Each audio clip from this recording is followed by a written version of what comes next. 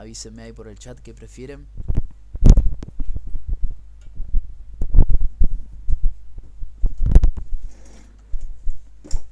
Bueno, vamos por narrativa directamente.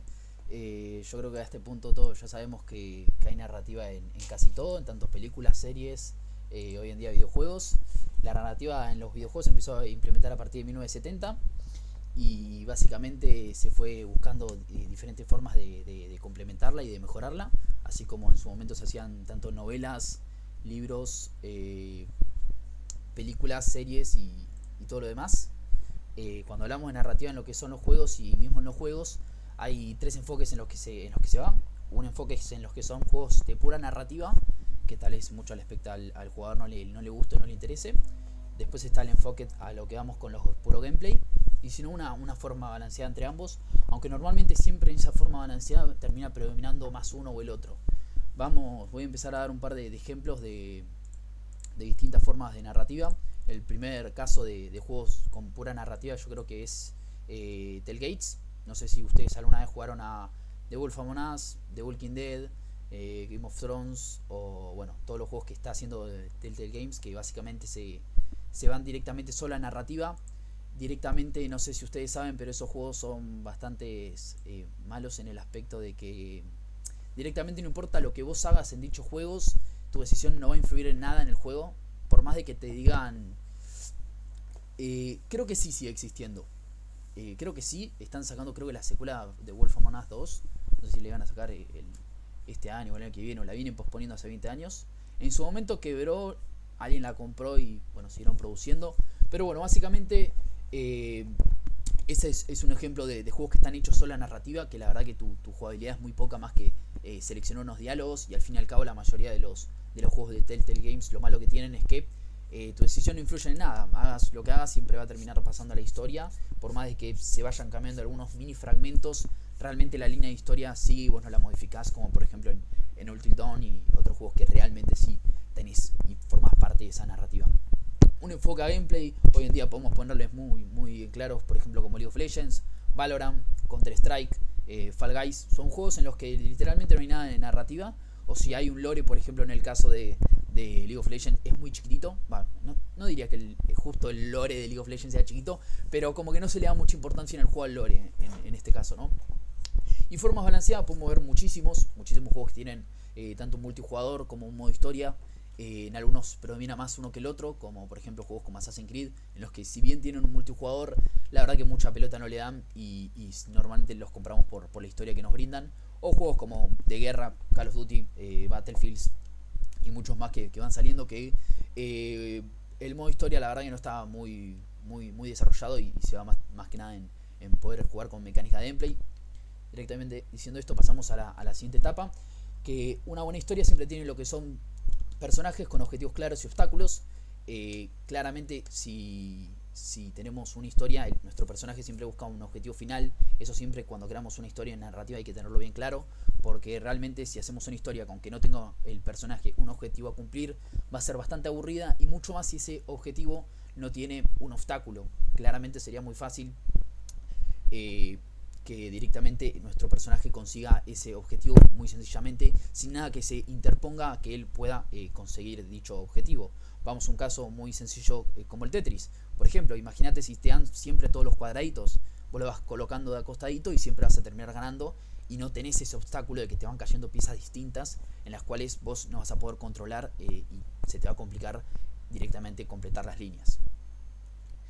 Dicho esto, vamos a lo que es simplicidad y trascendencia en los juegos. Siempre tiene que ser los juegos bastante simples.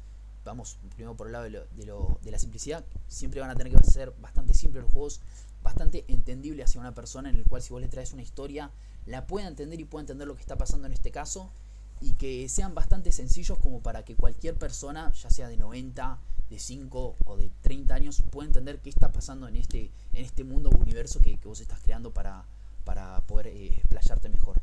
Y después vamos a la trascendencia.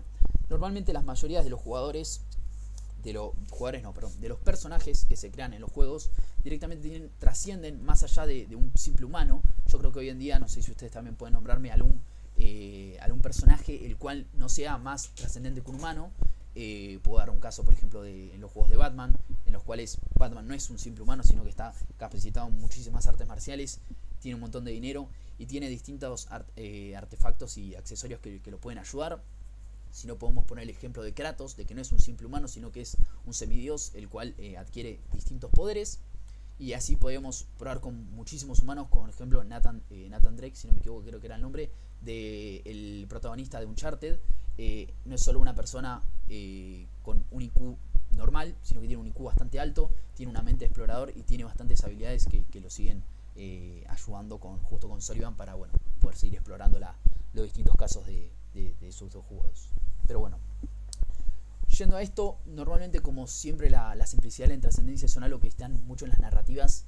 Se suelen repetir estos mundos en los cuales vemos muchos juegos que están orientados en la época medieval, tal vez uno más adelantados en época feudal o menos, pero normalmente hay muchos de la época medieval.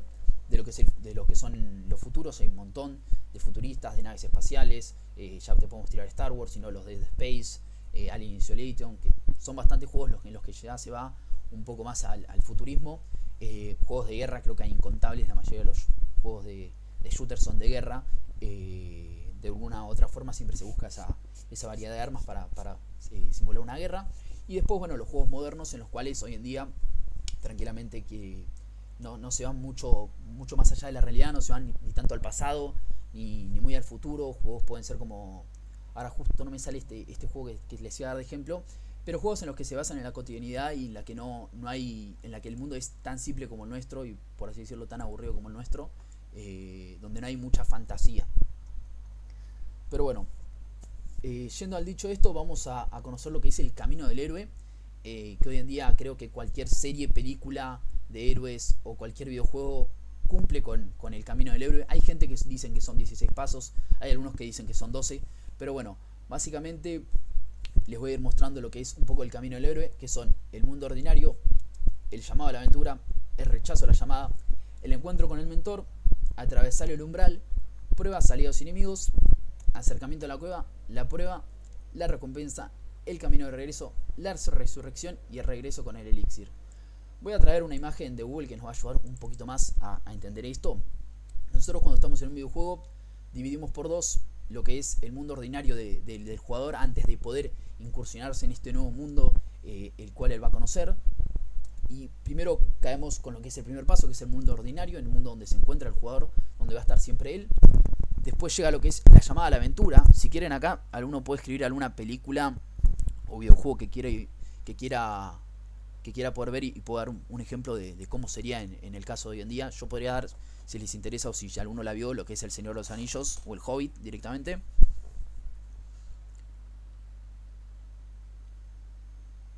O si quieren dar un ejemplo ustedes, alguno.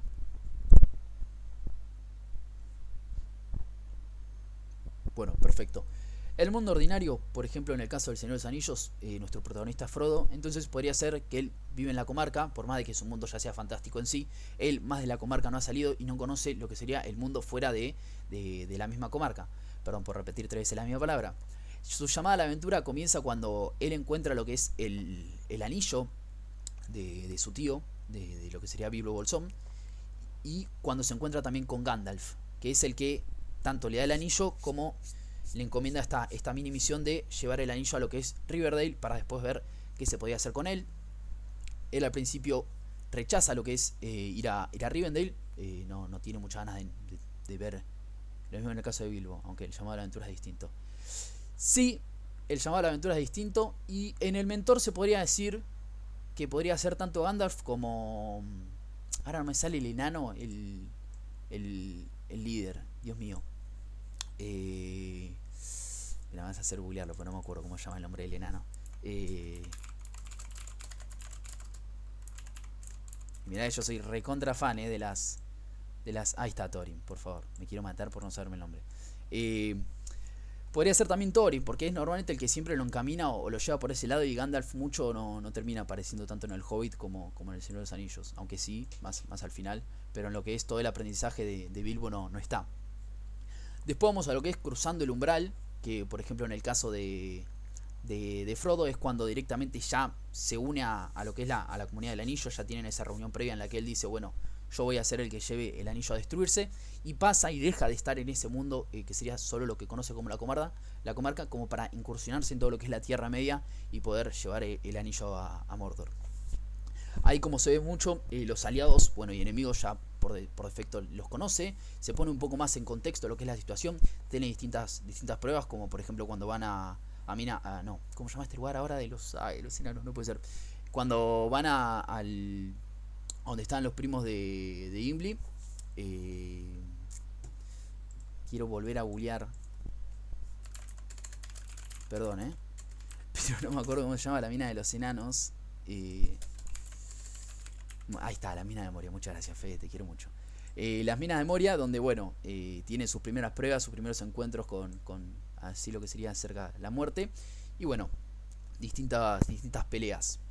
Después viene lo que es el acercamiento a esa gran prueba, donde el personaje ya aprende y entiende en qué mundo está parado, lo que lo rodea, y ya aprendió y fue sumando experiencia e inteligencia sobre las dichas pruebas anteriormente. La gran prueba viene a ser directamente un enfrentamiento ya con el final, con el jefe final, con el boss o con quien sea el tirano. En este caso el acercamiento, perdón que no lo dije, es desde que, bueno, Frodo sale de Minas Moria y se dirige ya a lo que es el anillo. El Balrog, no sé, yo podría ser para la primera película, pero no tanto porque directamente no lo enfrenta. Yo diría que en este caso para Frodo sería cuando está al final en el monte del destino y tiene que pelearse con Sméagol, para, bueno, ver si puede tirar el anillo o no, que ya lo había corrompido a lo largo de toda la serie. Después, bueno, la recompensa, muchas veces la recompensa no es solo algo físico, no es algo solo material, sino también una recompensa del personaje al poder encontrarse y hacerse muchos amigos, como el caso de Bilbo, en el que, bueno, cuando ya termina y deja a todos los enanos en lo que es Erebor, él vuelve ya primero con distintas, por así decirlo, recompensas, que podría ser la cota de malla de Mithril o la espada de los elfos, que son regalos que se fue llevando a lo largo de toda la saga. E inclusivemente muchas veces las recompensas también son amistades, esa amistad con los enanos que tiene, que uno de ellos le dice, después anda a visitarme a lo que es las minas de Moria. Y eso también se lo puede tomar como una recompensa, no solo siempre como darle algo físico al personaje. Después viene lo que es el camino de vuelta, que básicamente es el camino de vuelta hacia el mundo ordinario, todo lo que conlleva su viaje. Y cuando se habla de la resurrección del héroe, que es el paso 11, habla de el héroe es otra persona distinta a cuando empezó la aventura a que cuando la terminó. Todas esas nuevas experiencias, todos esos nuevos combates que puede haber llegado a tener, o todos nuevos esas nuevas sentimientos y habilidades que ha adquirido al comienzo de la aventura y en el largo de la aventura, lo terminan haciendo resucitar, por así decirlo. Claro, ya se pone bastante canchero nuestro personaje a esa altura, y podría decirse que termina matando a su antiguo yo para que nazca su nuevo yo, por así decirlo. Y el regreso con el elixir básicamente es el regreso al mundo ordinario con todo lo que conllevó. El elixir lo puede llamar ya tanto con la recompensa misma o con toda la experiencia que él pudo haber adquirido a lo largo del camino.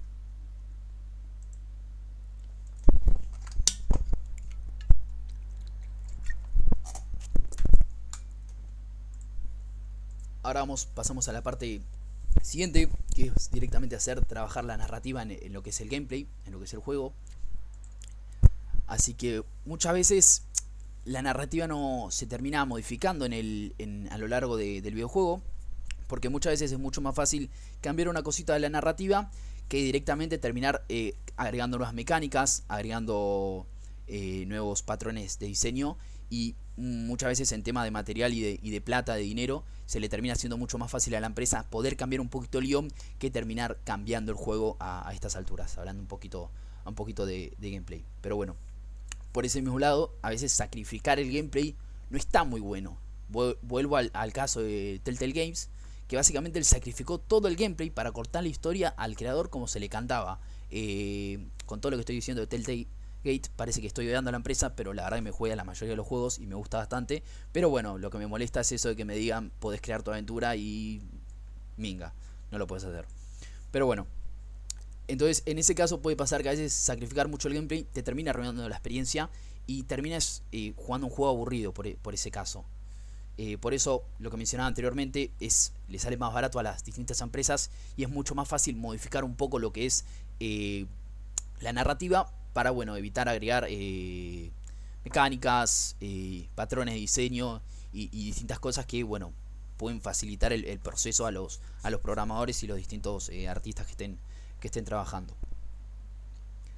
Después vamos a hablar que de la consistencia de la narrativa, que la narrativa es frágil, pero lo más importante en una narrativa es que sea coherente y que tenga fundamentos sólidos a lo largo del universo. Por ejemplo, si vamos al caso de El Señor de los Anillos, estaría bueno que la narrativa siempre sea o todos los patrones que se puedan dar desde el principio de la película hasta el final sean lo mismo, no que se puedan ir implementando nuevas cosas como tal vez nuevas especies o distintas cosas que puedan arruinar lo que sería el flow y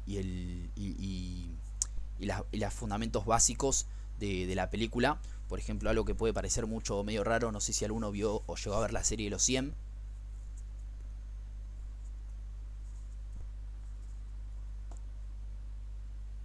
Sí, no. Ok, perfecto. ¿Hasta qué temporada llegaste? Porque probablemente te termine spoileando un poquitito, ¿viste? Y como que no está bueno. Solo vi la primera. ¿La pensás seguir viendo? La serie se llama Los 100, Jonathan.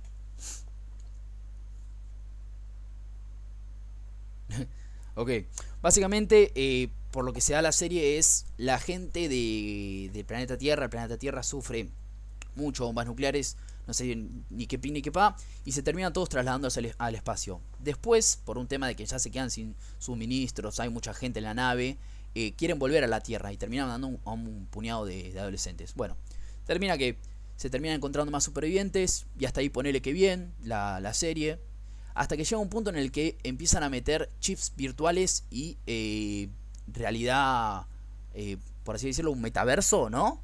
Si podemos llegar a ese caso. Y se empiezan a meter con metaverso, con que la gente puede estar viva en el momento y también vivir en su metaverso. Y empezaron a hacer un flash de la serie. Que la serie empezó como una serie de supervivencia y la terminaron mandando con chips robóticos que viven dos vidas, por así decirlo. Entonces, como que las reglas sólidas y la coherencia que tenía la serie al principio se fue y se desmoronó cuando empezaron a hacer estos cambios raros de meter el metaverso y de que podés vivir tu vida en tu cabeza de una forma distinta a la que lo viven los otros. Y eso ya de por sí creo que arruina bastante una experiencia. Imagínate en un videojuego que de la nada te empiecen a cambiar cosas y se ponga medio flashero.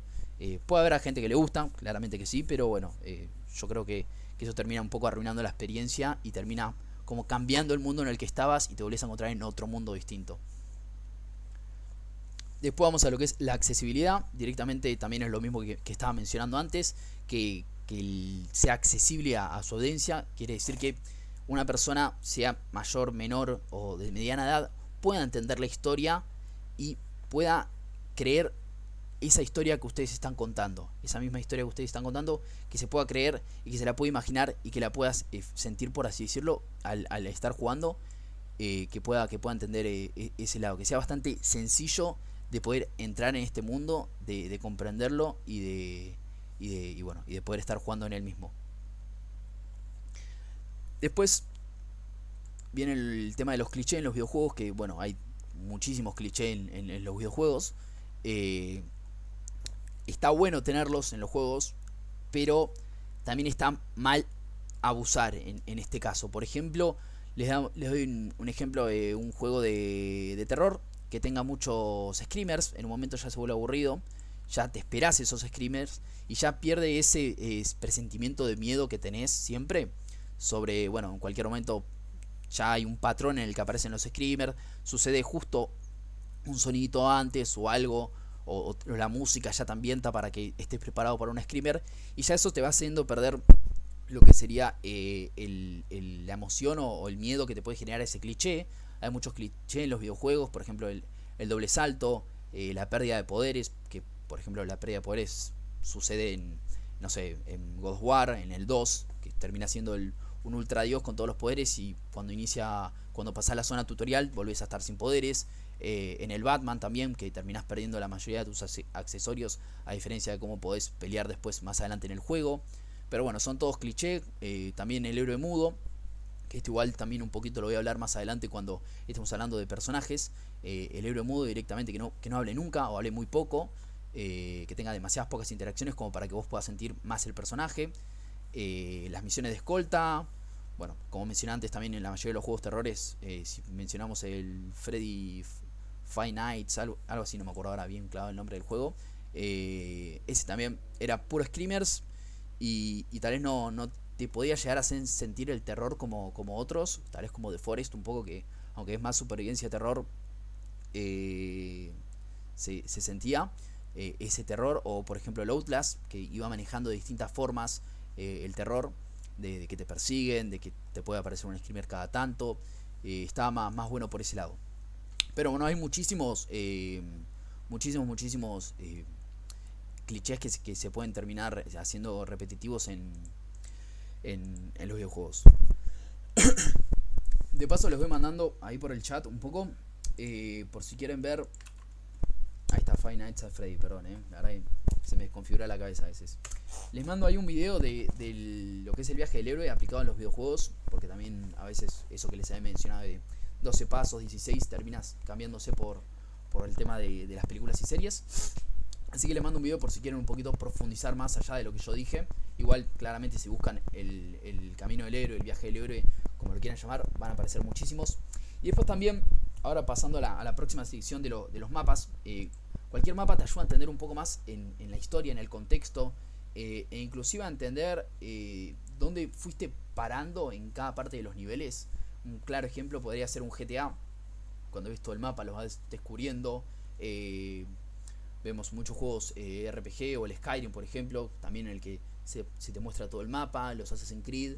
Y eso también está bueno para ir un poco más entendiendo el contexto y la situación. Por ejemplo, si vamos al Assassin's Creed, el Unity, en el cual vos estás en la Revolución Francesa, y ya con ese mapa te vas pudiendo guiar un poquito más en Francia, en dónde está pasando cada cosa, cuál era la catedral en su momento. Entonces eso también te puede ir incursionando un poquito más en la historia. Ahora directamente vamos a pasar a lo que es los personajes. La verdadera intención de los personajes es que puedan ser recordados, que generen una importancia después de haber jugado el juego, y que te quede esa chispita de haber jugado un buen juego, y sentir y decir, uy, qué bueno que está este personaje, qué bueno que está armado en este caso. Cuando hablamos de mente o físico con los personajes, sucede cuando normalmente en las películas o series, normalmente el personaje es más mental. Nosotros no podemos controlar o no podemos ver los pensamientos del personaje, ya que directamente un actor, por parte de él, nos interpreta el personaje, y no podemos controlar, por así decirlo, del todo a los distintos personajes. En el caso de los videojuegos es mucho más físico. Nosotros podemos controlar hasta cierto punto en algunos juegos las emociones o qué va a decir el personaje. Eso vería al caso de los personajes mudos, claramente, en los cuales el jugador no termina hablando, no tiene una voz propia, y vos podés ir manejando los diálogos. Eso normalmente se utiliza para que el jugador se sienta más parte del personaje en el caso de que no haya mucho presupuesto. Por ejemplo, hay juegos en los que tal vez no tienen mucho presupuesto para hacerle 8 voces distintas a cada persona, al personaje principal. Entonces, hay juegos en los que igual te puedes decidir qué voz tendría tu personaje. Y bueno, hay juegos en los que no pueden por tema de presupuesto y utilizan esta táctica.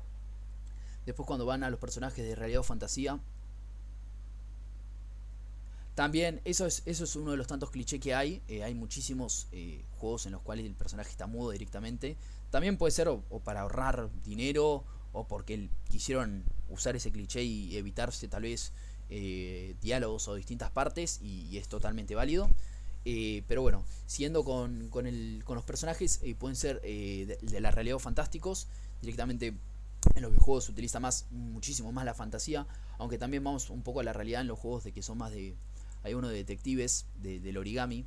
Ahora no sé si, creo que tal vez con eso lo sacan, era uno de Play 2. El Heavy Rain, por ejemplo, ahí está. que se basa un poquito más en la realidad, en la vida de un detective buscando a un asesino. Y hay juegos en los que directamente se va un poquito más a la realidad. Caso de las películas y las series o las novelas, se va muchísimo más a la realidad, aunque bueno, siempre están las películas de ciencia ficción y de fantasía que ahí sí salen del caso. Pero cualquier serie, por ejemplo Friends o algunas distintas, siempre van a apelar más a lo que es un entorno real que un entorno fantástico. Después vamos a lo que son los personajes simples o complejos. Normalmente en la mayoría de los juegos los personajes son simples. Después que con esa simplicidad se puede hacer algo complejo, va por ese lado, ¿no? Y bueno, normalmente en las series y películas los personajes ya son un poquito más complejos, van siendo más desarrollados por parte del guión, a diferencia de los videojuegos. Después, pasando de lo que son los personajes ya instaurados y creados, hay muchos RPGO o RPG en los cuales ustedes pueden crear su propio avatar, que básicamente es cómo ustedes se van a representar adentro del juego y cómo ustedes pueden plasmar tal vez sus sueños en ser un personaje, ¿no? Tal vez tenés ganas de ser un guerrero y te elegís una clase de guerrero o un mago, y ahí vas poniendo un poquito más de voz, inclusive cuando están los juegos otakus en los que te creas una loli, podría ser también por ese lado. Pero bueno, los personajes y los avatares, también esto después lo vamos a ver más adelante en Level Design cuando esté el tema de las cámaras. Puede estar tanto el avatar en primera o en tercera persona. Ejemplos en los juegos de carreras, tenés distintas cámaras, primera persona de dos formas distintas, como si fueses el auto y como si fueses el piloto, o en tercera persona. Y bueno, en la mayoría de los RPG va para ese lado.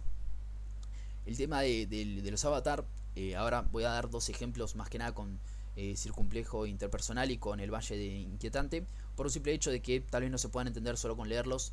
Directamente un listado de funciones vendría a ser un listado de las funciones o de las acciones que podría terminar haciendo el personaje, una definición y uso de sus rasgos, una definición física del personaje. El Circunplejo Interpersonal ahora lo voy a dictar. Una red de personajes directamente, quienes van a estar todo el tiempo interactuando tanto con el avatar como con el mundo entre sí, en personajes. Siempre en la mayoría de los juegos siempre tenés a alguien con quien interactuar directamente, que es una IA creada por los desarrolladores, que también puede bueno, tener distintas interacciones con vos y llevarte por ese lado. Un uso de estatus, que eso también lo voy a explicar más adelante. El poder de voz y cara, que bueno, básicamente es como dice la palabra, y lo que mencionaba anteriormente es de a veces la voz seleccionada por el jugador puede definirte un poco más al avatar tuyo y de ir seleccionando qué voz te gusta más, si una aguda, si una más grave. Podría ir un poco también creando tu propio avatar. El tema del poder de la cara también en la mayoría de los juegos que mencioné anteriormente de RPG o RPGO, vos podés diseñar las facciones de la cara de tu personaje. La transformación de tu personaje va directamente hecha por vos mismo cuando elegís un poco la categoría o lo que sería. Bueno, ahora voy a ir pasando tanto al Valle Inquietante como al Circunplejo Interpersonal, que directamente vendría siendo un poquito esto, en el cual tu personaje, depende vos como quieras su actitud, puede empezar a ser un poquito más dominante, más amigable, más hostil, más sumiso, que sea más extrovertido, más introvertido, va a ir cambiando en las actitudes que puede tener tu personaje, e inclusive mismo acá se van viendo distintas actitudes que definen un personaje tanto por el lado de extrovertido, de amigable. Un claro ejemplo que voy a mostrar ahora es lo que es en Star Wars.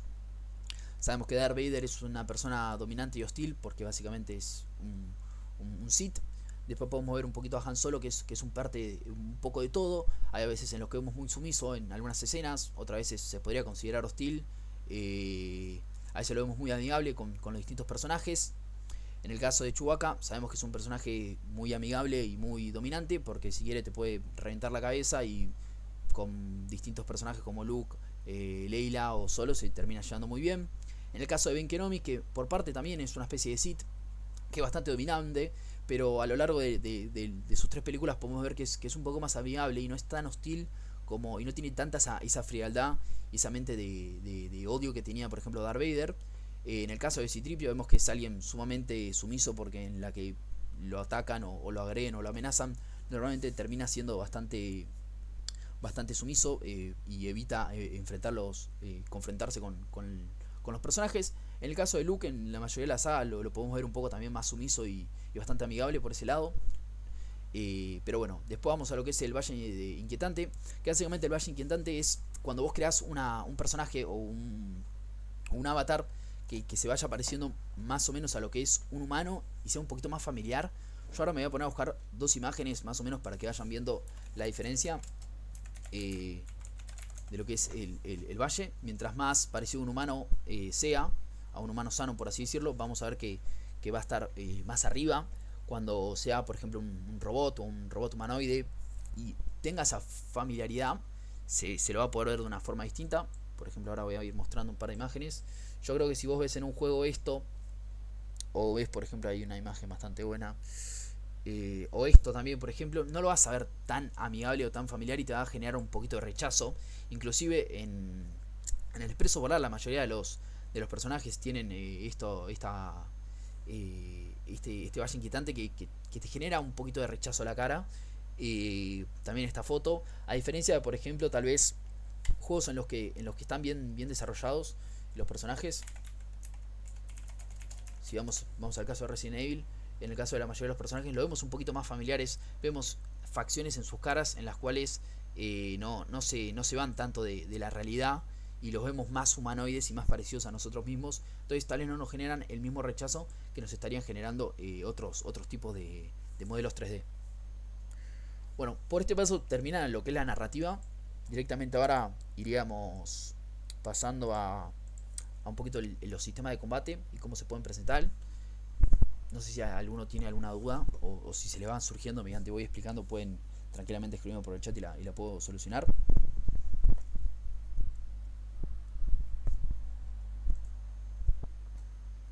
Pregunte, Jonathan.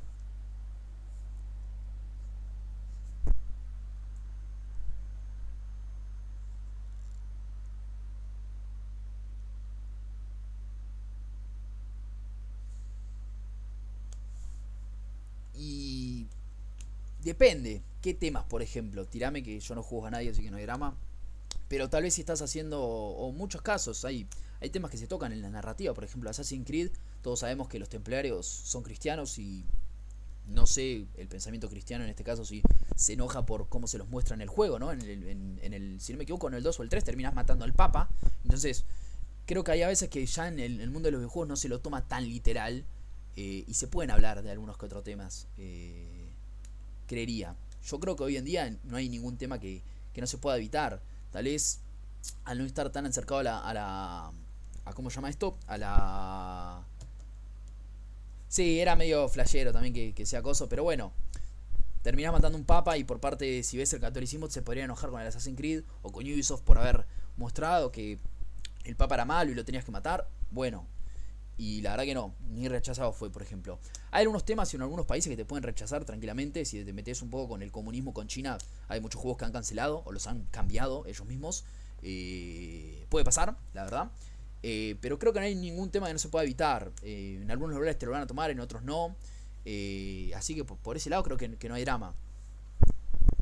Pero bueno, ¿alguna otra pregunta que tengan, chicos? Así voy. Yo estaba haciendo una historia en donde ocurre un suicidio. No hay drama. No hay drama. Si hay un montón de videojuegos en los que terminan matando. O sea, imagínate cómo.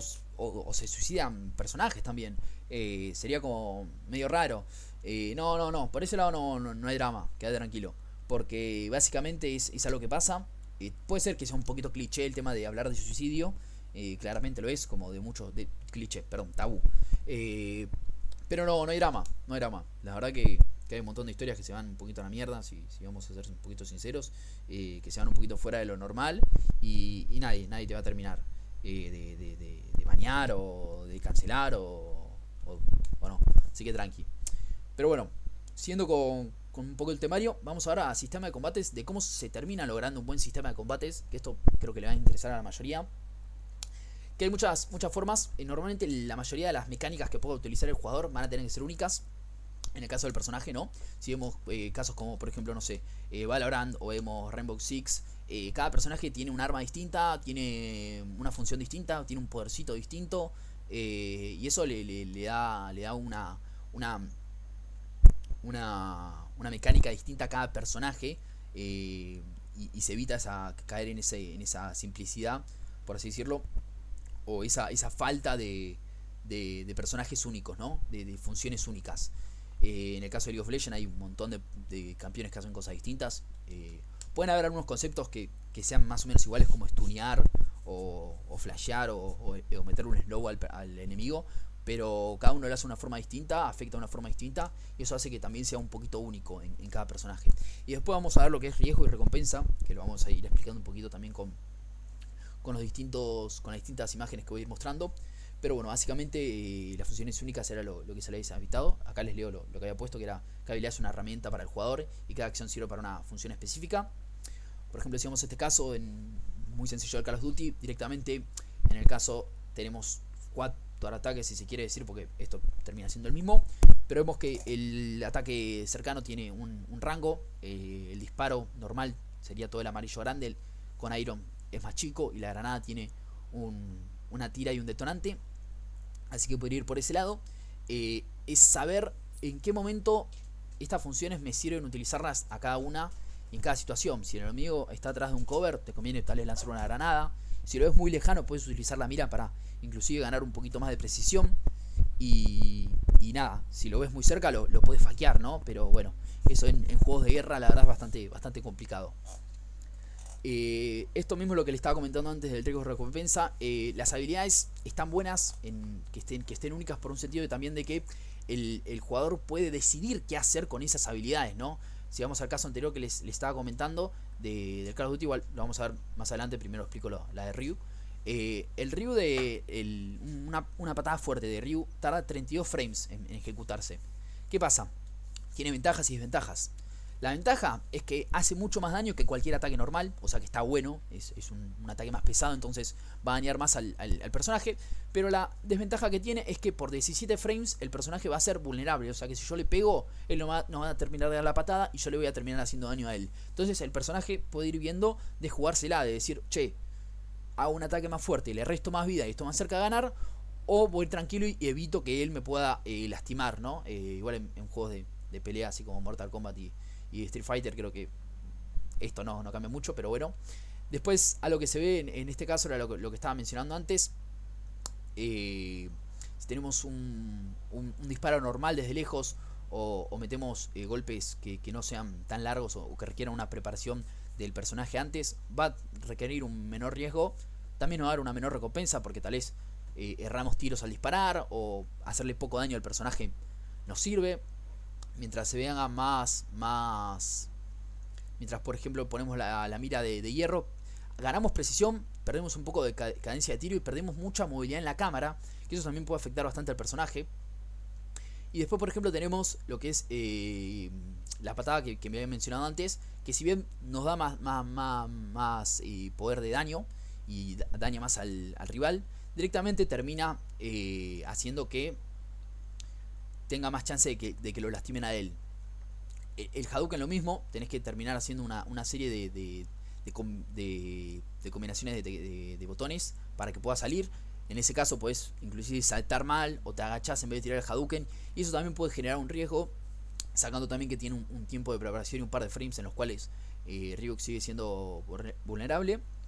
Y bueno, claramente la recompensa es que un Hadouken hace bastante daño. Lo mismo con el Ultra Attack, te lo pueden cancelar, te lo pueden esquivar o lo puedes tirar mal.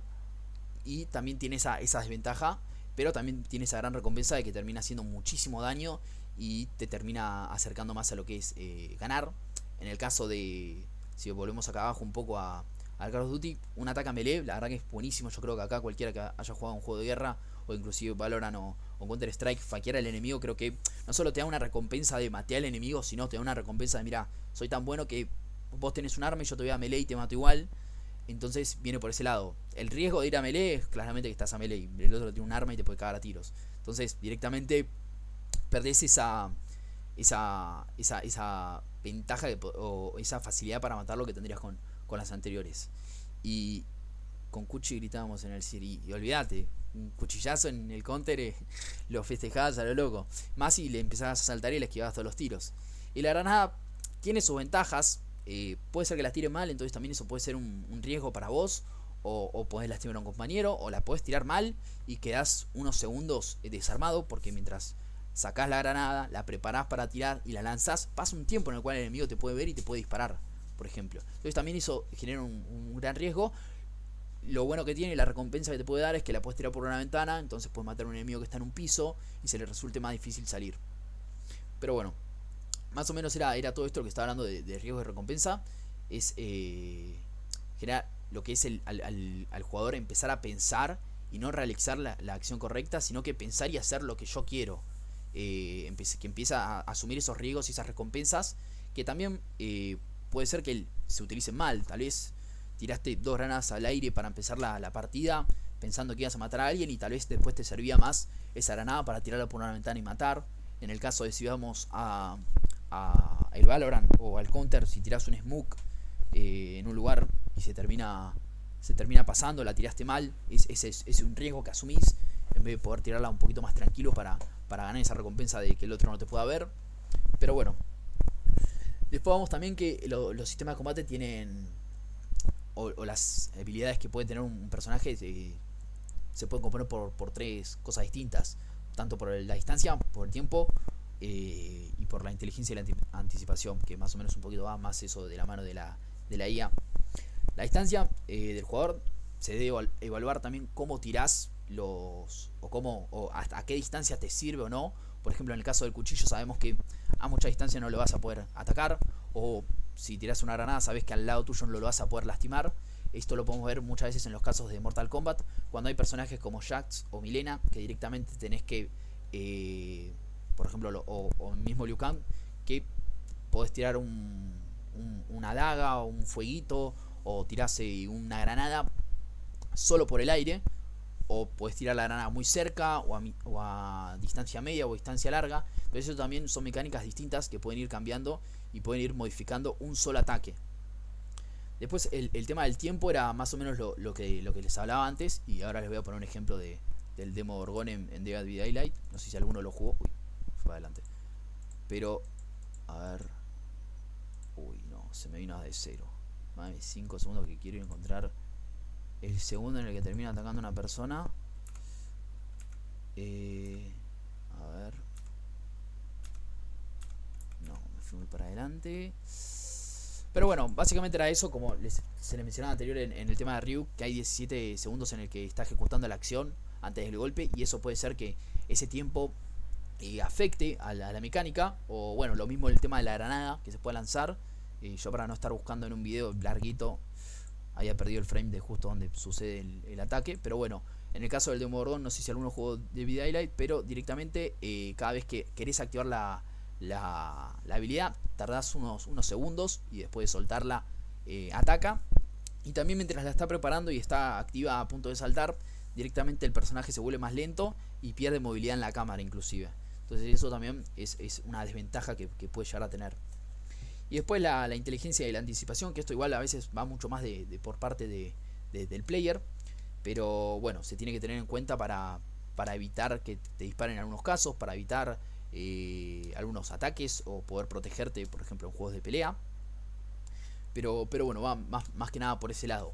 También muchas veces en los sistemas de combate, si no estamos en multijugador, la IA es un punto clave para que pueda ser más factible y más divertido. Es muy probable que también en sus juegos y en el proyecto final hagan juegos con la IA, que vayan a tener que crear una inteligencia artificial. Y no se asusten cuando digo eso, porque a veces son mini patrones que pueden hacer y están totalmente bien, como los que ya vimos, esos de mirar al jugador, correrlo, que pueda disparar. Son distintos comportamientos de inteligencia artificiales, tal vez más sencillos, pero terminan siendo comportamientos.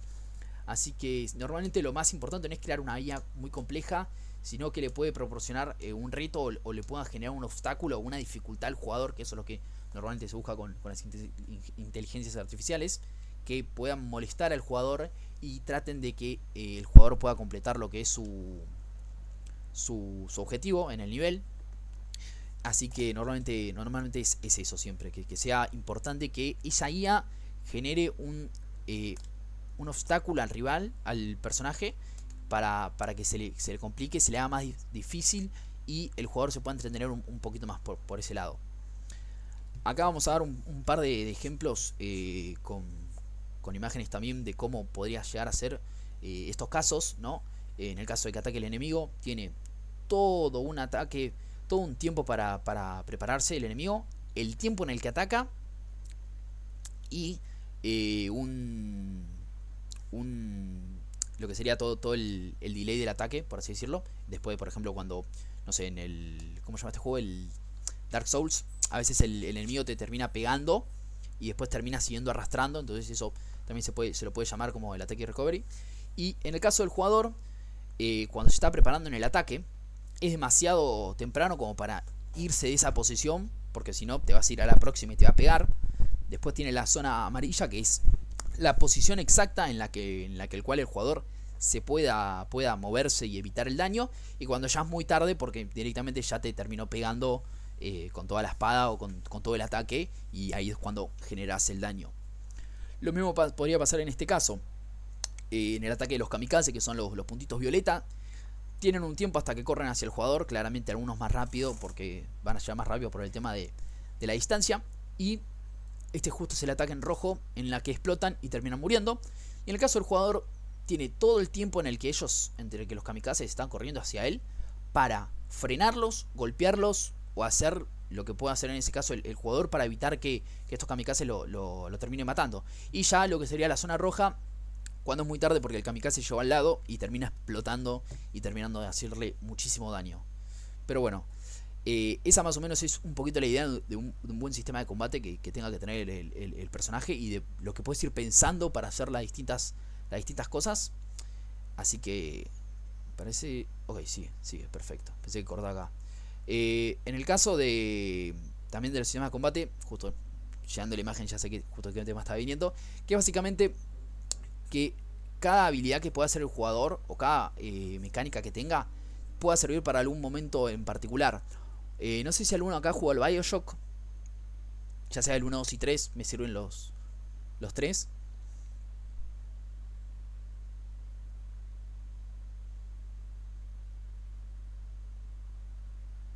Pongan no si no lo jugaron, aunque sea. Perfecto. El Bioshock tiene distintos poderes, en los cuales, bueno, el jugador, por ejemplo, tiene un poder de rayos, en los que puede tirar rayos, y le sirve tanto para abrir puertas que estén sin energía, electrocutar enemigos, o tirarlo al agua y que se electrocuten todos los que pasen por ahí. Entonces, eso lo puedes ir variando y viendo qué habilidad conviene en cada momento. Por ejemplo, en este caso vamos al caso de Halo, que estos son 4 enemigos de Halo, en los cuales estos dos son ataques a melee, esta a distancia, y este tiene ambos.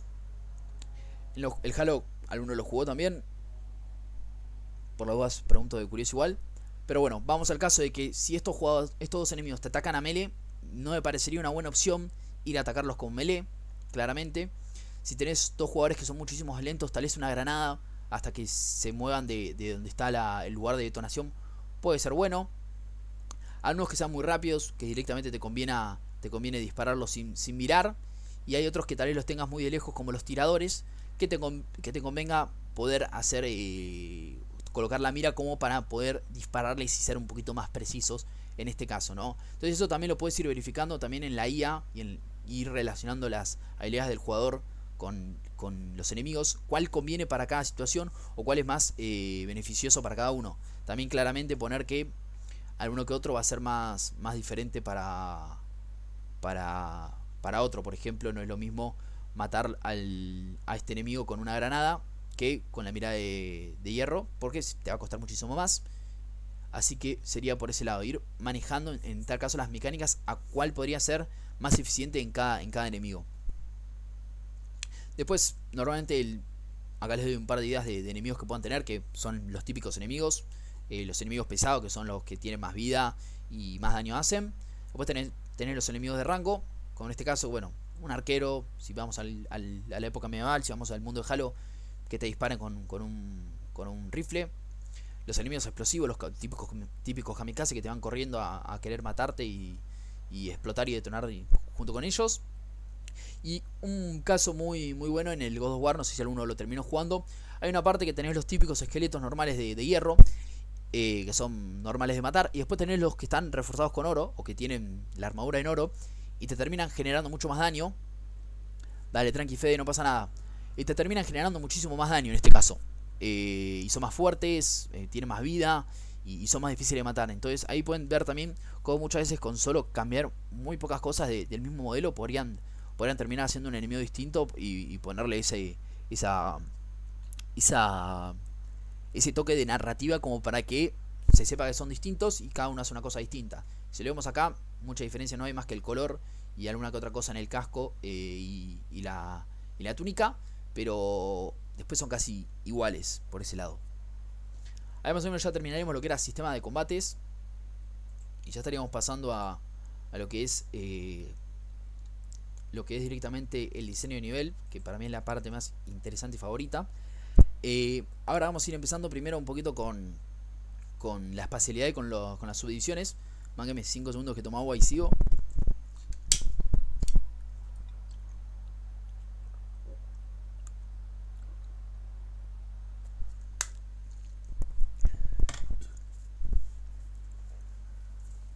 No sé si tienen alguna pregunta del tema visto anteriormente.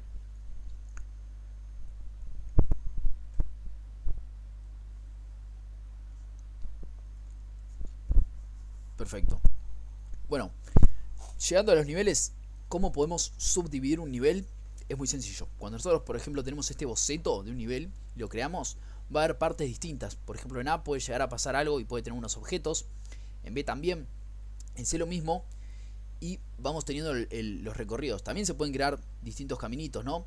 Entre A y B. O para que sean más factibles o más sencillos de llegar. Pero bueno, básicamente lo que es una separación, una subdivisión de niveles es dividir el nivel por partes. Tal vez en la parte A estamos peleando en una terraza, en la parte B en un patio y en la parte C en un muelle, pero termina siendo el mismo nivel y va variando con esas subdivisiones en las cuales en A y B y C tenemos mucha acción y en los trayectos tal vez podemos ir viendo un poquito de parkour, podemos ir viendo un poquito de menos acción a comparación de A, B, C. Tal vez tenemos que solo seguir avanzando y no hay ningún obstáculo o hay un obstáculo mínimo pero que no requiere hacer o cumplir un objetivo como en las 4 posiciones, en las 3 posiciones. Pero bueno, muchas veces es necesario que haya unas buenas subdivisiones en el nivel para que bueno este gameplay variado directamente y que no todo el tiempo esté frenético o esté muy pasivo el juego. Muchas de las preguntas que se pueden hacer es ¿cuántas y cuáles son las subdivisiones del nivel? Hay muchísimas, te puedes hacer muchísimas como muy pocas, pero mientras estén, es como también los clichés de este caso. Si hay muchas, tal vez termina siendo un poco aburrido en el caso de que te aparezcan tal vez 8 secciones distintas. También depende cómo manejes esas secciones. En el caso de juegos como por ejemplo Uncharted, las subdivisiones de niveles van también por un mini textito que te aparece arriba y te lo muestra. A ver, ok, busco. Las puedes marcar por ese lado también. A ver si encuentro una imagen un poquito. O algún video. O bueno, no sé si alguno jugó al Uncharted. O sea, se termina siendo más sencillo preguntar que no encontré. Pero bueno, normalmente cuando cambias de un sitio al otro, vieron que les aparece arriba cuando entras a un nuevo lugar. Estamos en el templo de tal, estamos en el muelle tanto. Esos son subdivisiones que va haciendo el juego para que ustedes sepan que estamos en otro lugar distinto, que es medio obvio porque se puede ver visualmente. Pero bueno, son esas típicas subdivisiones que te hacen arriba y que te hacen que el juego no te lo frenen y te digan ahora estás en la parte B, por ejemplo, ¿no? Cómo se relacionan entre sí, que las une, eso mismo que había mencionado antes, se pueden unir de distintas maneras, haciendo parkour, haciendo un poquito más frenético, menos frenético, depende también cómo sean las partes. Si tenés la sección B que es parkour y querés ya llegar un poco y la parte C es frenético, es un gameplay, cuando me refiero a gameplay frenético es donde va a haber mucha acción.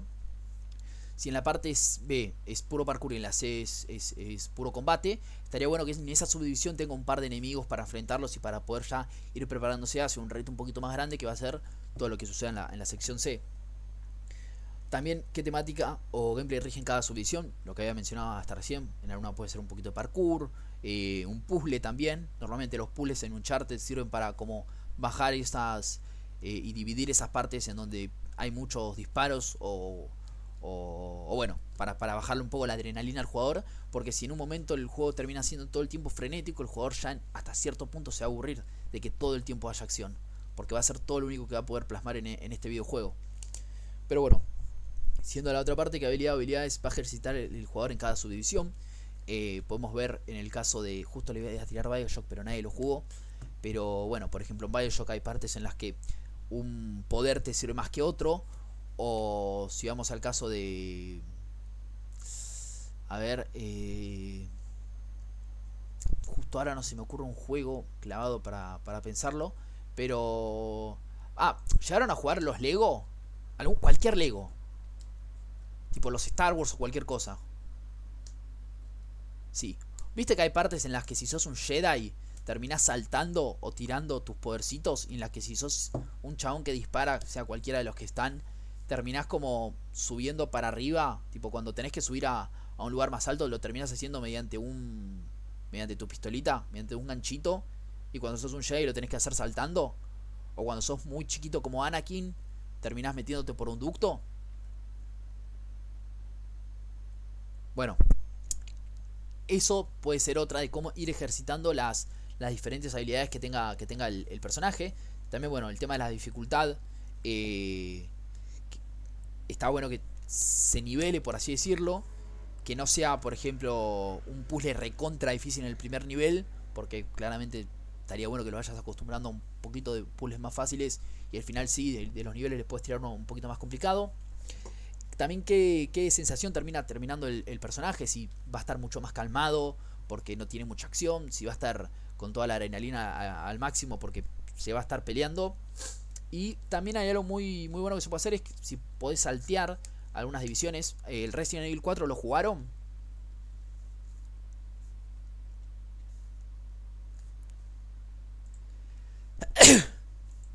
Bueno, hay partes, por ejemplo, después de que matan al... No, que se encuentran, viste, con el español este, el otro personaje que ahora no me acuerdo el nombre. Eh, lo peor es que tenía un nombre re gallego este chabón, y ahora no me acuerdo. Bueno, después de que están en una casita y tienen que proteger a Ashley entre los dos y terminan matando muchos zombies, salen y les dan a elegir dos partes del nivel para hacer. En la que te peleas con las tres hermanas de la motosierra o en la que te peleas con el gigante, ese que te lo encontrás como 6 veces en el juego más o menos. Ahora justo voy a buscar esta parte. A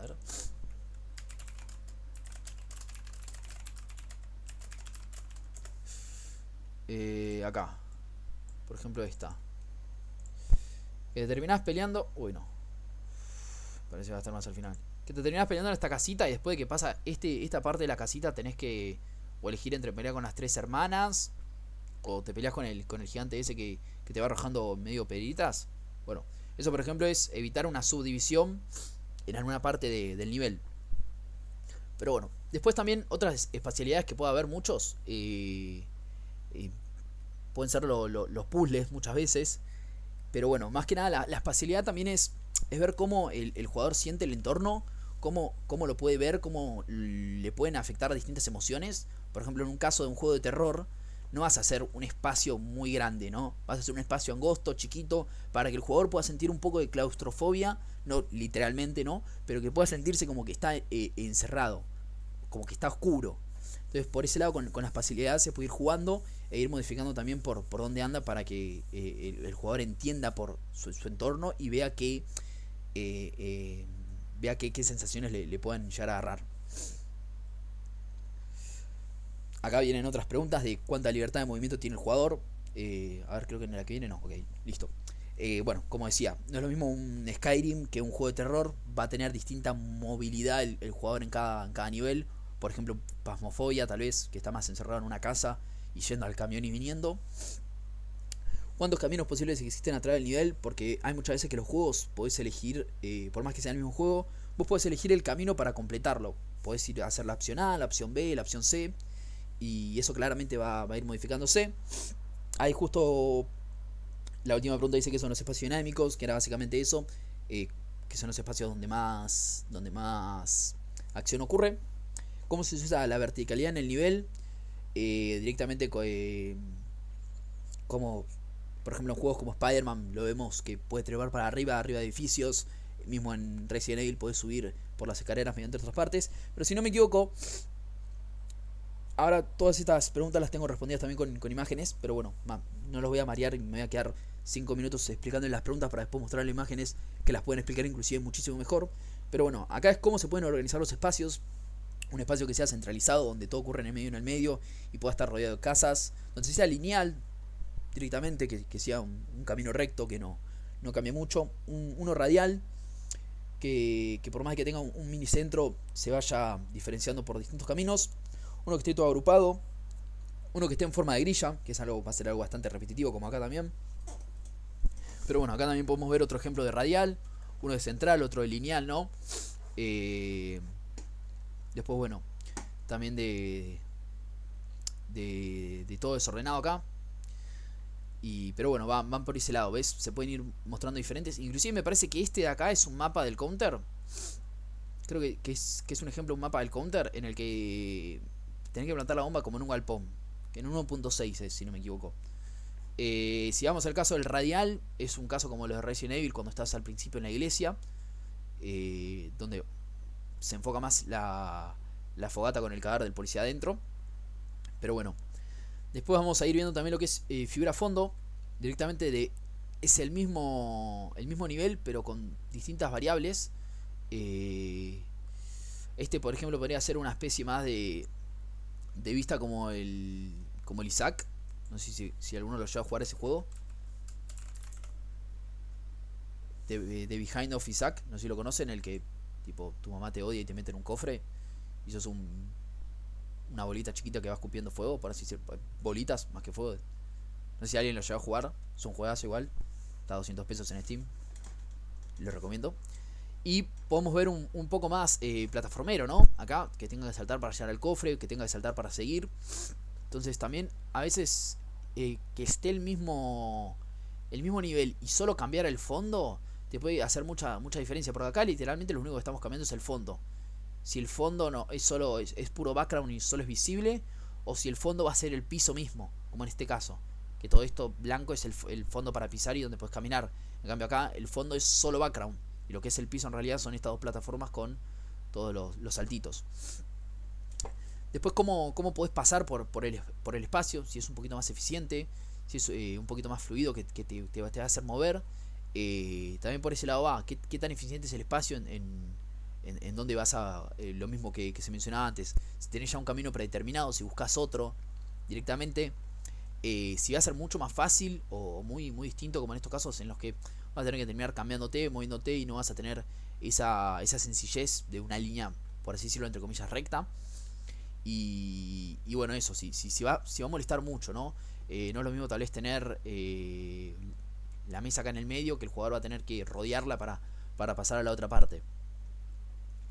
Después vamos a también ver cómo podés llegar a interactuar con los distintos espacios. Acá directamente en combinación podés generar que el juego esté alrededor. En cambio si lo dispersás puede ser que también, además de ser alrededor, pueda ser un poquito adentro. Ver el espacio como cerrado o abierto, por ejemplo en una prisión, ya no solo en lo visible, sino te hace sentir distintas emociones al jugador a la hora de crear un juego. Normalmente en un espacio abierto, cuando entra a un lugar, se siente distinto que un espacio cerrado. Eso mismo que decía de esa forma de tratar de hacer sentir claustrofobia al jugador. El caso de donde ves una puerta o un pasadizo que te invite a entrar, o que directamente veas que por acá no vas a poder. Puede ser un caso ejemplo también acá, que puedes pasar por acá o por acá. En cambio acá no puedes pasar por ningún lado, y te tenés que quedar entre las cuatro paredes.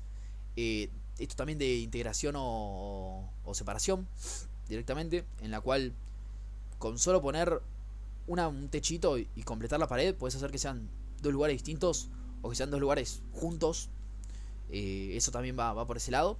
Y bueno, lo que sería el individual o la comunidad, por ejemplo, que esto sea un laguito y muchas casas, hacer directamente una casa grande y, por ejemplo, piedras, ¿no? También eso es ir viendo cómo el jugador puede llegar a interactuar con la espacialidad del nivel. Acá vamos a la diferencia entre laberintos, por así decirlo, que son bastantes. Entre laberinto, el maze, que es casi lo mismo que el laberinto, pero de otra forma, y lo que es el rizoma. Si acá vemos la diferencia entre un laberinto y un maze, es que el maze entras. Uy, me parece que. Acá. Sí, sí. ¿Se puso bien? No, ahí está. Mágame 5 segundos. Sí, ahí está. Ahí está. Se veía muy grande si no.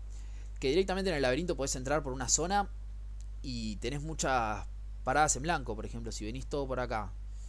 Para que estoy viendo una parada en blanco porque si no va a ser medio al PP. Pero entras por acá y llegás hasta acá y te bloqueás, por ejemplo. Tenés que volver para atrás para seguir yendo. En cambio en el laberinto directamente vos entrás acá y sabés que si seguís todo derecho vas a terminar acá adentro. Vas a dar un montón de vueltas por todo el laberinto, ¿no? Y son dos cosas distintas y tal vez ocupan el mismo espacio. Eso también se puede hacer en un juego. Que haya partes que sean que sean inaccesibles y tengas que volver para atrás, por ejemplo, no sé, una puerta que tenga una nueva arma o que esté tal vez con más enemigos porque sí. O directamente puedes hacer un nivel en el cual se vaya moviendo por distintas partes y no se sienta simplemente que seguís derecho. Y una buena forma es hacer esto.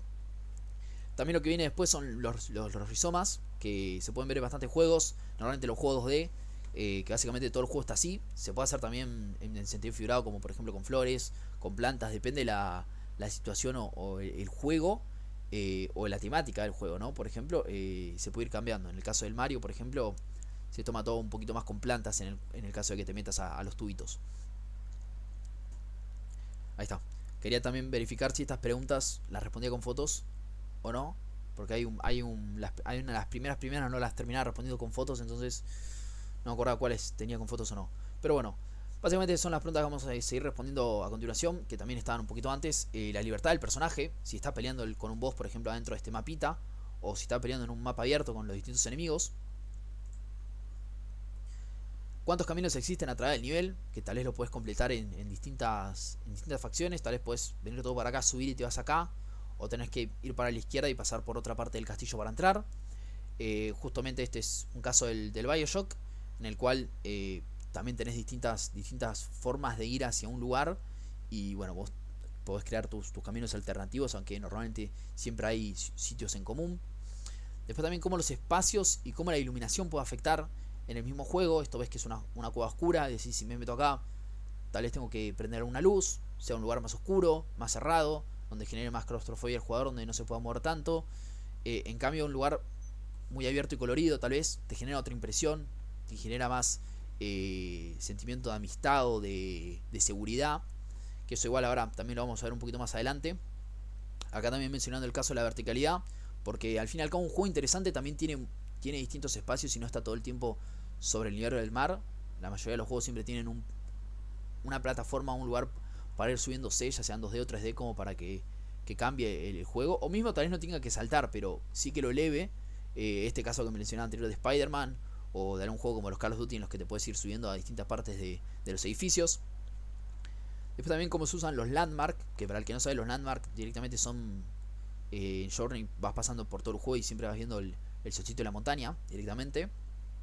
Pasan un montón de juegos, por ejemplo, inclusive en el The Last of Us, cuando estás viendo, a ver si puedo encontrar, les muestro, a ver, cuando querés, no sé si alguno lo jugó el The Last of Us, en un momento estás queriendo encontrar la capital, a ver si está por acá, no, cualquiera, estás queriendo encontrar, te metes a la ciudad y estás buscando la capital. Y en un momento cuando te subís, justo en esta parte, un poquito antes de esta parte, llegás a ver esta cúpula de lejos. Directamente la cupulita esa de atrás de lejos, por ejemplo, creo que es la que estaba buscando. Entonces pasa muchas veces en un chart. Igual quiero ver algún lugar en el que esté el juego con el landmark definitivo para que se vaya mostrando. Porque no se está mostrando y me da bronca.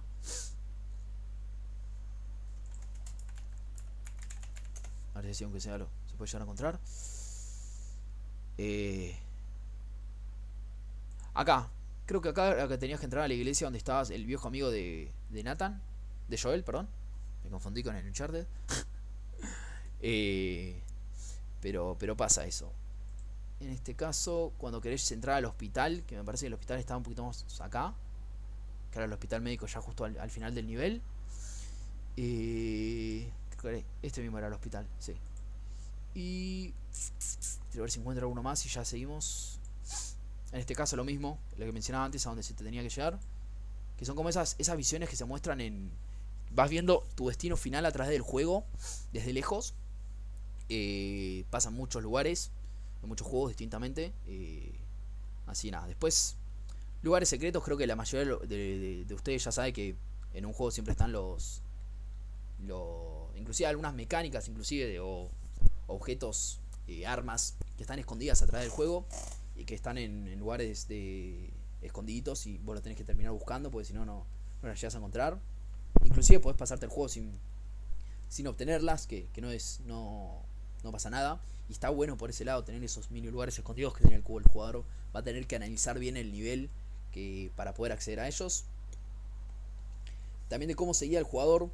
En este caso, vamos a ver mismo justo el caso de acá de Uncharted, en el cual ya este mini caminito, poniéndote casas y montañas, te hacen llegar para acá. Esto mismo, este landmark que te hace ver, que ya de por sí, como se ven las líneas de las montañas, de las casas, te van guiando para acá. Lo mismo los caminitos. En el caso del God of War termina pasando lo mismo. Que los arbolitos rojos te dan recompensas. Y acá inclusive puedes ver todo el camino que se le forma por acá y por acá, yendo para lo que es el cofre del fondo. También en este caso el Horizon, creo que es el juego, el Horizon Zero Dawn, algo así. Y mismo en el God of War, directamente cómo te va marcando las paredes que tenés que ir yendo para allá en una forma de triangulito, por así decirlo. Que es bastante común que se vaya haciendo como que el espacio grande en el que estabas peleando se te empieza a hacer un caminito angosto por el cual al final vas a tener que terminar pasando. O en lugares oscuros, no sé si a ustedes les pasan cuando jugaron, calculo que la mayoría acá ya jugó Minecraft, espero. Siempre que ves una cuevita, te dan esa gana de ir a recorrerla y decir, che, ¿qué onda? ¿Qué está pasando acá, viste? ¿Qué hay acá adentro? ¿Qué minerales puedo encontrar? Eso también, esos aspectos en los que puedes dar un poquito de curiosidad al jugador, están bastante buenos en cómo usas la espacialidad en estos casos. También, como puedes ver de arriba, muchas veces lo hace el Assassin's Creed, me parece que es el que por perfección lo hace, haciendo el famoso salto de águila del personaje y pudiendo ver los distintos lugares, o a veces inclusive, como había mencionado antes, en el Assassin's Creed Unity, directamente con ir a los puntos. Desde el Unity para adelante empezaron a hacer que mientras vayas a los puntos y hagas lo que es la vista del águila, puedas ir explorando y reconociendo nuevas zonas del mapa y se te habiliten para que las puedas ver. A esto me refería a los espacios dinámicos. Por ejemplo, en el LoL estar en mid en una pelea 5 contra 5. En el Overwatch estar todos disparándose. Este juego no lo conozco, así que no lo podría opinar, pero calculo que si ya lo estamos hablando como espacio dinámico, directamente serían todos a matarse full. Después, sacando un poquito, ahora estamos saliendo de lo que es espacialidad y vamos a ir un poquito a lo que es ambientación. Lo primero más sencillo es evitar diseños confusos para el personaje. Como por ejemplo, bueno, acá vemos el arma que está al revés, pero ahora más adelante vamos a ver un par de puertas. En el caso, por ejemplo, de Last of Us, cuando la puerta no la puedes abrir, está esta especie de bloqueador en el cual bloquea la puerta y vos sabés que no la vas a poder abrir porque está bloqueada directamente y no hay chance que la abras. En el caso del Fallout también tenés las puertas en la que te dice que está bloqueada y que no la vas a poder abrir. Y acá las puertas que están accesibles se muestran de una forma distinta. Otra zona que te puede pasar en la mayoría de los Uncharted, los Darksiders, desde el 1 hasta el 4 y Tomb Raider, es que las enredaderas vos las ves distintas a la pared. Vos te das cuenta que esto es una enredadera por cómo está diseñada. Lo mismo acá, vos te das cuenta que esto lo puedes escalar a diferencia de esta pared normal. Y vos ves que de la nada la enredadera resalta demasiado entre todo el relieve. Lo mismo acá. Este blanco que te tira la enredadera te hace resaltar mucho más que las paredes. Y ya directamente sabes que por acá puedes terminar escalando, subiendo. Y en el caso muy especial del Portal, no sé si alguno lo lleva a jugar, directamente poder ir jugando con la accesibilidad del portal y de teletransportarse tranquilamente con el portal mismo, ¿no? El juego ya de por sí te lo tira. Ahora vienen un par de preguntas más de cómo se cuenta una historia con ambientación. cómo afectar las emociones del jugador. Y todo esto también lo vamos a ir viendo por partes de, de las fotos. En el Fallout, como te va contando la historia a través de las habilidades que puedes ir agregando. En el Dead Space, cómo vas viendo los cadáveres, o vas directamente viendo algunos videos de qué estuvo pasando antes que vos llegues ahí. Del Fallout mismo, inclusive encontrando cadáveres muertos. Un claro ejemplo del Bioshock es también, lástima de no lo llegaron a jugar, se los recomiendo mucho, siempre lo ponen en descuento, como mucho gastan 600 pesitos, unas franquicias de 3 juegos que son una joya, se los prometo, no se van a arrepentir, muy buena historia tiran. Y hay algo en ese juego que pasa, es que bueno, podés ir entrando a las diferentes partes de la ciudad submarina y vas viendo cadáveres, inclusive vas encontrando radios y audiolibros de los distintos de las distintas personas que vivían ahí. Entonces vas un poco a veces simpatizando y sintiendo cómo era vivir ahí mediante este storytelling, que es básicamente agarrar un objeto que es un reproductor MP3 en el juego, por así decirlo, y te van contando. Hay una escena que siempre me quedó muy en claro en el Bioshock, que es como secuestran a una hija de sus padres y cómo te van contando todo ambos no me sale el nombre, pero ¿cómo se llaman los que hacen las voz? Actores de doblaje, ahí está. Vas viendo como los dos actores de doblaje te van contando la historia en el reproductor y vos lo vas escuchando y vas viendo la tristeza de la madre y la del padre, de cómo sintieron ese secuestro de su hija para que se la lleven a otro lado, ¿no? Por ejemplo, y de cómo se arrepienten de llegar a esa situación de que la llegaron a secuestrar a su hija por su culpa. Entonces es muy lindo a veces como te van contando la historia del lugar mediante solo mismo el gameplay o efectos visuales, ¿no? Inclusive en este caso, en el World of Warcraft, cuando directamente se termina haciendo toda la vida, vas viendo que cómo va cambiando el espacio en torno al tiempo que vos vas jugando. Otra vez, acá está mal. Máqueme 5 segunditos. Ahí está. Pero no se me pasa en otro. Perfecto. Bueno, viendo el Alien Isolation, no sé si lo llegaron a jugar. Básicamente te persigue un alien todo el tiempo. Y vos vas viendo que cuando te metes a un ducto y lo ves lleno de luz, normalmente lo vas a empezar a adaptar como un ducto bueno. Porque cuando vos te metes a un ducto oscuro y lo ves todo rojo, ya sabes que hay mucha chance de que te encuentre el alien. Directamente sabes que en ese tubo no vas a poder estar mucho tiempo porque tarde o temprano el alien te va a encontrar. A menos que, bueno, estés en los tubos azules, que ya de por sí te hacen relacionar el botón, el color azul con el bueno, tanto también con el verde, como el rojo con el malo directamente. Después más adelante vamos a ver un poco lo que es la teoría del color, que está bastante buena, para que la vayan viendo. Pero bueno, después vamos, acá tiene el caso de ambientación, los diferentes estilos que puedes hacer en el arte del nivel y cómo lo puedes ambientar, tanto ya sea con pixeles o con arte puro. ¿Cómo querés que se note? Por ejemplo, en el Diablo 1, ya sabemos que el Diablo es medio un juego bastante macabro y bastante sangriento. Directamente, ¿cómo podés ir ambientando el juego para que esa narrativa en el cual el juego es bastante sangriento la puedas ir viendo con cadáveres colgados, sangre por el piso y todo por ese lado? Chicos, me estoy quedando sin tiempo porque es hasta y media, así que voy a tratar de ir adelantando lo más rápido posible.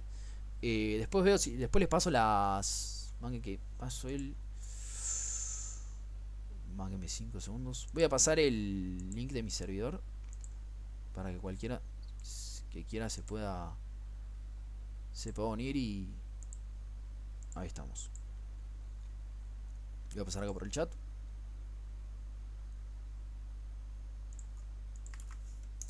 Ahí está. Pero bueno, vamos a ir pasando un poquito. El tema de la iluminación, de cómo se termina iluminando. Por ejemplo, vemos que este lugar, seguramente cuando veas la imagen esta del Gear of War, directamente estés pensando que el lugar va a ser más oscuro, más sombrío, que va a haber frío, por cómo se están utilizando los colores y los tonos del azul. En el Bioshock acá, viendo cómo sabes que a la vuelta va a haber una mujer con un carrito directamente solo por la iluminación, sabiendo que esto va a ser un enemigo que vas a tener que enfrentar en pocos segundos, ¿no? Está bueno bastante jugar con esas, y con la ambientación, con la luz, con el tema de la oscuridad.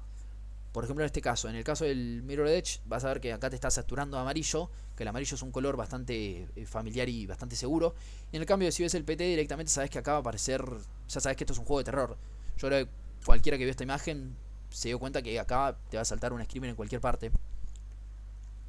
Y también la ambientación, acá vemos que los tres son goblins, duendes, llámenlos como quieran. Y estamos viendo tres tipos, o sea, muchas veces los gigantes, los elfos, los duendes. Hay mucho que se repite, muchos animales que se... animales, muchos mitologías, por así decirlo, que se viven repitiendo en los juegos. Y depende cómo sea el aspecto, es como puede diferenciarse, ¿no? En el Clash lo vemos recontra amigable. Si te aparece un duendito así, no vas a pensar que te puede matar. Acá ya lo vemos un poquito malvado y ya acá directamente te puede llegar hasta dar miedo si te lo encontrás y decís, ¿qué es esto? Me va a comer. En cambio, si lo cambias un poquito más al Clash, que el Clash está enfocado también un poco más en un público infantil, directamente esto le puede atraer mucho más a un nene de 5 años que ver estos duendes, ¿no? También aspectos únicos del universo, como el caso de Halo, que hayan teletransportadores de un mundo al otro, o en el caso del Borderlands que haya directamente torretas con patitas, aunque inclusive también eso pasa en el Valorant, seguramente alguno me va a tirar. Pero bueno, después también estudiar las formas de los personajes, cómo se puede llegar a aumentar, ¿no? Que el color verde siempre va más para uno más de la naturaleza. Si vemos el oscuro va uno más a gente mala, o el rojo inclusive puede explicarse como pasión, amor, vida, enojo, furia, ¿no? Acá más o menos un poquito de las formas en las que se puede ver, ¿no? Un cuadrado representa poder, fuerza. Un círculo representa más amistad, que es mucho más tranquilito, que es seguro. Y vamos un claro ejemplo con los Mr. Increíbles acá, de que el circulito con el cuadrado termina siendo un chico fuerte, y un circulito con el triángulo termina siendo un... perdón, como dice mismo la imagen, amistoso y activo termina siendo muy rápido, fuerte y amistoso termina siendo como el tipo bueno, ¿no? También el tema de la forma geométrica está bastante bien dicho y bien visto, como antes acá como mostraba. Se pueden hacer inclusive personajes, pero normalmente si vos ves un triángulo lo podés relacionar a un pinche. En este caso, si ves que esto está en forma triangular, lo relacionás con que esta cola te puede cortar. En el caso de Sauron acá con muchos pinches sabés que va a ser una persona bastante hostil. Y en el caso de... no me sale el nombre de este chabón de Disney porque no lo vi, pero ya también con los colores que generan oscuridad, ira, enojo, ya vas viendo que no va bien por ese lado. Y mucho más también la forma que tiene, si vos mirás este tipo, te da bastante, o mínimo calculo que yo lo puedo sentir, que lo ves como medio perspicaz, o medio desagradable el conocerlo, más que nada también por el rostro. Que pasa lo mismo en este caso, que lo ves como un triangulito y un circulito después, o lo ves su forma geométrica más atriangulada. Después tenemos muchos círculos, como en el caso de los Pokémon, o en el caso de no me sale el nombre del chabón de la película, pues esta película no la vi, pero claramente si vos ves a este personaje, directamente no sentís que puede representar una amenaza, sino lo es bastante amigable. Y eso también es por el tema de los círculos y de cómo se estudia las formas geométricas en este caso. Acá viene la teoría del color, pero igual la verdad que les voy a pasar. Quiero mostrar alguna de Google que tiene más. Que tiene muchísimo más. No, a ver, acá le voy a buscar con otro nombre. Significados, ahí está. Y hay una que me gusta bastante usar a mí, que también tiene ejemplos de marcas. Es esta.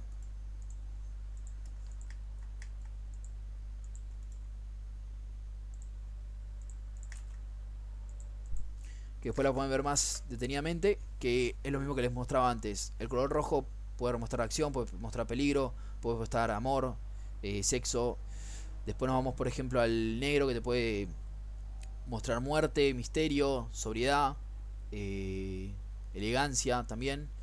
Yendo un poquito más para el azul, tranquilidad, inteligencia, progreso. Y todo esto va a ir afectando de una forma distinta, y por eso cada marca es muy selectiva a la hora de elegir qué color va a terminar utilizando, ¿no? Para que no se pueda dar una mala impresión de la calidad, y cómo el humano puede llegar a recibir estos tipos de colores. otro más, cómo poder ayudar y guiar al jugador directamente. Va por este lado. De cómo puedes ir ayudando al jugador para que sepa, bueno, en este caso el Uncharted, de ir viendo que por acá puede escalar, que por acá también puede trepar en el tema del Doom. Y en el caso, por ejemplo, de los Uncharted o de la mayoría de los juegos, también Tomb Raider, en The Last of Us, vemos que en el The Last of Us usan el amarillo como para poder entrar por acá y siempre terminan haciendo una especie de zoom siempre en la cámara y usan también los colores como para que se note más, sea más visible. En el caso del Uncharted, donde se ven que te vas a poder seguir agarrando por acá y por acá, te lo resaltan con otro color distinto al que está hecho el material por sí. Y bueno, eso más o menos sería un poco lo que es ambientación. Directamente ahora vamos a pasar a cámaras, pero me parece que no me va a llegar a dar el tiempo, así que les voy a pasar la las diapositivas ahora en un rato, así las pueden ir viendo. Si se quieren meter en el tema del Discord, ahí lo pueden, se los voy a pasar dentro de poco. Así que más o menos les voy a preguntar si alguno tiene alguna duda por el estilo,